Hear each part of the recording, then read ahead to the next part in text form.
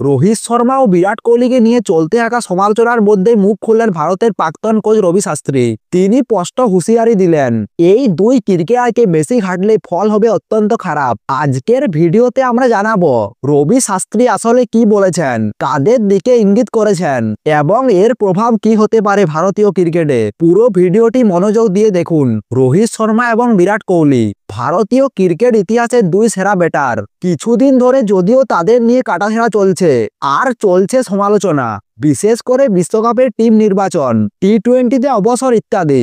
এই জন্য প্রশ্নবাণের মুখে পড়েছেন তারা। ঠিক এই সময় সামনে এলেন রবি শাস্ত্রী।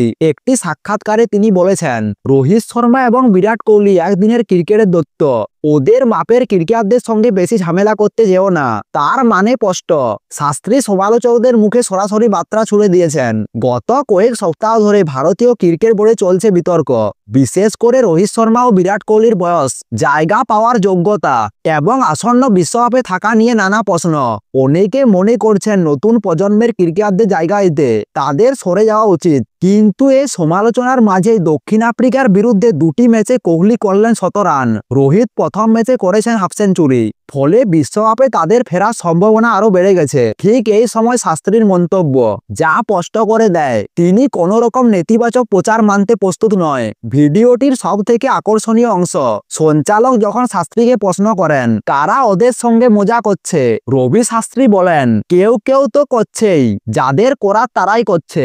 এই মন্তব্যে বোঝা যাচ্ছে তিনি নির্দিষ্ট কয়েকজনকে ইশারা করেছেন। কারা হতে পারে? নির্বাচন কমিটি, না অজিত গায়কর, নাকি গৌতম গম্ভীর? এটা নিয়ে ক্রিকেট মহলে জোর আলোচনা। শাস্ত্রী সম্ভবত সেই সব ব্যক্তিদের টার্গেট করছেন যারা নিয়মিত রোহিত ও কোহলির ফর্ম নিয়ে প্রশ্ন তুলেছেন। যদি ওরা সঠিক বোতাম টিপে দেয় তাহলে যারা আশেপাশে রয়েছে তারা মুহূর্তের মধ্যে হাওয়া হয়ে যাবে। এর অর্থ কি? রোহিত ও কোহলি যখন ফর্মে থাকেন তখন তাদের জায়গা কেউ নিতে পারেন না।